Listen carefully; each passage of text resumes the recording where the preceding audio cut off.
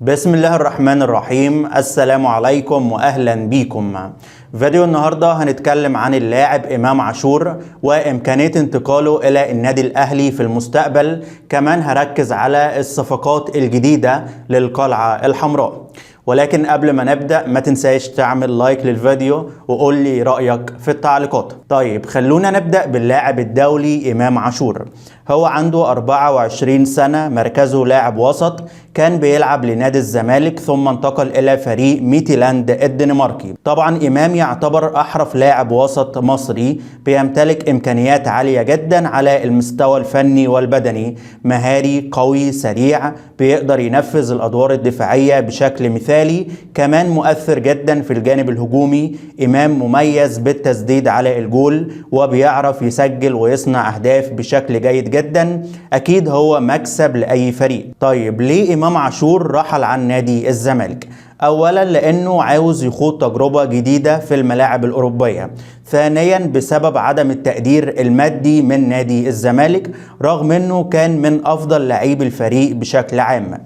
السؤال المهم هنا، هل امام ممكن يرجع للدوري المصري من خلال النادي الاهلي؟ المعلومة اللي عندي ان ادارة الاهلي لا تمانع بالتعاقد مع امام في المستقبل، لانه لاعب مفيد جدا في المنظومة الكروية. مسؤولي القلعة الحمراء شايفين ان امام عاشور هو البديل المناسب لعمرو السولية في وسط الملعب بعد وصول السولية الى 34 عام. طيب موقف امام عاشور ايه بقى؟ في وكيل لاعبين اهلاوي بيأكد ترحيب اللاعب بالانتقال الى النادي الاهلي في حالة عودته الى مصر مرة تانية وعدم القدرة على التأقلم في الدوري الدنماركي مع فريق ميتيلاند. اكيد احنا في زمن الاحتراف، اي لاعب يقدر يلعب لاي فريق عادي جدا، وخاصة ان امام مش من ابناء نادي الزمالك. وطبعا النادي الاهلي بيقدر اللاعبين المميزين على الجانب المادي. عادي جدا نشوف امام في القلعة الحمراء كمان سنة او 2 على حسب الظروف، ولكن المبدأ موجود. يعني كهربا قبل كده كان بيلعب لنادي الزمالك، كان مكسر الدنيا مع الزمالك ثم انتقل الى النادي الاهلي. كهربا حاليا مبسوط جدا في القلعة الحمراء. النادي الاهلي فريق كبير، الاهلي نادي البطولات، اكبر فريق في القارة الافريقية. اي لاعب يتمنى انه ينتقل الى النادي الاهلي حتى لو كان امام عاشور. امام عاشور زي ما قلت لك كده مش من ناشئين نادي الزمالك، فممكن جدا نشوفه مع النادي الاهلي ان شاء الله الفترة الجاية بعد خوض تجربة احتراف في الملاعب الدنماركية. اما عن صفقات النادي الاهلي القادمة في الميركاتو الشتوي، اتكلم دلوقتي عن موضوع المهاجم الاجنبي القادم، وهل الاهلي يقدر يضم مهاجم اجنبي فوق السن ولا الموضوع هيكون صعب؟ اولا الفترة الحالية لجنة التعاقدات مركزة جدا في ملف المهاجم الاجنبي تحت السن. في 3 لعيبة على رادار النادي الاهلي. كولر حاليا يعني يعتبر اختار اللاعب المناسب، وان شاء الله ادارة النادي الاهلي تخلص في اللاعب ده. هو بيلعب في مركز رقم 9، بيقدر يلعب براسه وبيقدر يلعب برجله، وان شاء الله يكون مفيد في حالة ابرام الصفقة يعني بالنسبة للنادي الاهلي. اما عن قصة موليكا والتعاقد مع مهاجم اجنبي فوق السن الفترة الحالية في الميركاتو الشتوي صعب شوية. ليه؟ لان انت عندك برونو سافيو وبيرسي تاو الاتنين في المغرب استعدادا لكأس العالم للأندية. مفيش عروض مناسبة للاتنين لعيبة دول. ممكن جدا سافيو يرحل عن الفريق ان شاء الله في الميركاتو الصيفي، نفس الكلام بيرسي تاو هو كمان يقدر يرحل عن الفريق مع نهاية الموسم. ولكن دلوقتي الموضوع صعب، مفيش وقت، يعني الوقت ضيق جدا وخلاص. باب القيد هيتقفل يوم 31 يناير، يعني بكرة بالكتير خالص. أما عن اللاعب جاكسون موليكا، طبعا موليكا عنده الرغبة الكاملة بالانتقال إلى القلعة الحمراء، وخاصة أن فريق بشكتاش اتعاقد مع اللاعب أبو بكار وكمان هيضمه مهاجم جديد، وبالتالي موليكا مش هيكون له دور كبير مع بشكتاش التركي. وموليكا عنده الرغبة الكاملة بالانتقال إلى النادي الأهلي. ممكن جدا الصفقة تتم إن شاء الله في الميركاتو الصيفي، لأن النادي الأهلي هو اللي وصل للمرحلة دي.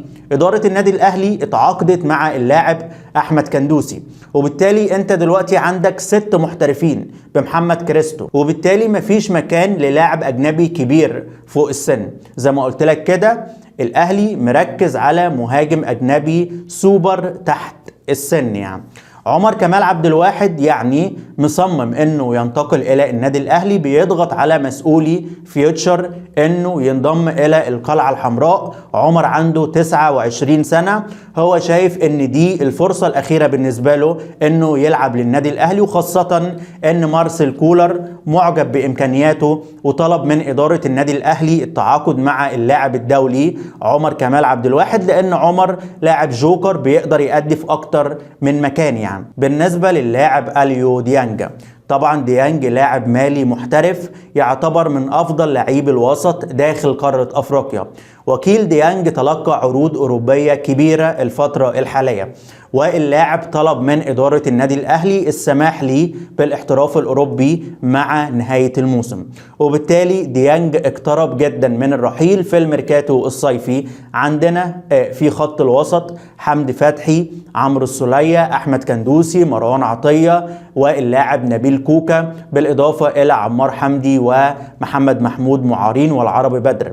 عندنا لاعيبة كتير في خط الوسط، وممكن الأهلي يتعاقد مع لاعب وسط في الميركاتو الصيفي، ولكن التركيز الأكبر إن الأهلي يضم مهاجم رقم 9 سوبر بقى في الانتقالات الصيفية. يعني أنت دلوقتي الأهلي لجنة التعاقدات مركزة على ضم مهاجم تحت السن أجنبي في الميركاتو الصيفي.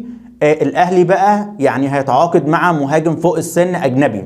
أتمنى أن إدارة النادي الأهلي ما تندمش على القرار ده، لأن الأهلي تعاقد مع أحمد كندوسي والاحتياجات الفنية لمهاجم، والمدرب طلب التعاقد مع مهاجم رقم 9. هنشوف الفترة الجاية اللي هيحصل. أنا أتمنى التوفيق طبعا للنادي الأهلي واللعيبة، أتمنى السكواد كله يأدي بشكل كويس وكل اللعيبة طبعا رجالة، ولكن احنا بنتكلم عن الاحتياجات الفنية، بنتكلم عن المراكز المطلوب تدعيمها.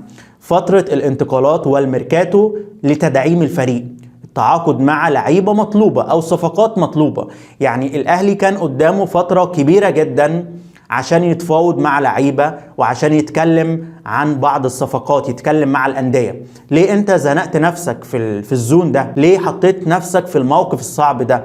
ما نعرفش ايه اللي هيحصل بكره. خلي بالك معظم ماتشات النادي الاهلي في الدوري مقفله، معظم الفرق بتدافع قدام النادي الاهلي. كنا محتاجين مهاجم يخلص. هتقولي ما هو ممكن سافيو يرحل، ممكن بيرسي يرحل والنادي الاهلي يتعاقد مع مهاجم موليكا. لا، مفيش الكلام ده، مفيش وقت يا باشا، خلاص. يعني انت بتتكلم القيد هيقفل بكره، ازاي برونو هيمشي وبعد كده موليكا هيجي؟ لا، مفيش الكلام ده، مفيش. انا بقول لك معلومه، مفيش.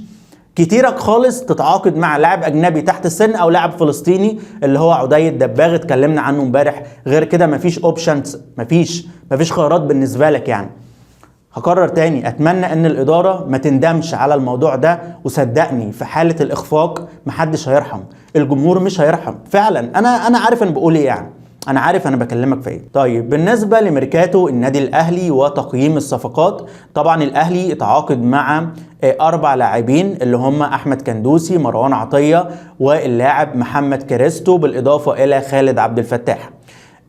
كلهم لعيبه على اعلى مستوى، ولكن زي ما قلت لك الفريق كان محتاج مهاجم رقم 9 وظهير ايسر. يعني طيب، اما عن الراحلين 6 لاعبين رحلوا عن القلعة الحمراء بشكل رسمي على سبيل الاعارة: حسام حسن، زياد طارق، عمار حمدي، محمد محمود، محمد مغربي، واللاعب مصطفى ميسي. واتمنى التوفيق طبعا للنادي الاهلي الفترة الجاية، وانا بشكر محمد الشناوي على الاخلاص والانتماء. محمد الشناوي بيدي درس فعلا انه لاعب منتمي ابن النادي، الاخلاص الكبير للكيان. الشناوي تلقى عرضين من الدوري الانجليزي ومن فريق النصر السعودي، ولكن هو فضل انه يكمل مع النادي الاهلي عشان الاهلي في فتره صعبه، والاهلي فعلا محتاج الشناوي، والاهلي محتاج كل اللاعبين. وبكده نكون وصلنا لنهايه حلقتنا. عاوزك تقول لي في التعليقات رايك في صفقه امام عاشور فيما بعد لو تمت للنادي الاهلي. وطبعا امام لاعب كبير وعنده قدرات ممتازه جدا، مهاري قوي اجريسيف،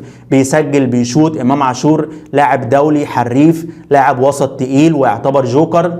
وهنشوف ايه اللي هيحصل الفترة الجاية. وطبعا احنا في عصر الاحتراف، يعني اي لاعب ممكن جدا يلعب لأي فريق. وان شاء الله اشوفكم في فيديوهات جديدة. شكرا ليكم، السلام عليكم.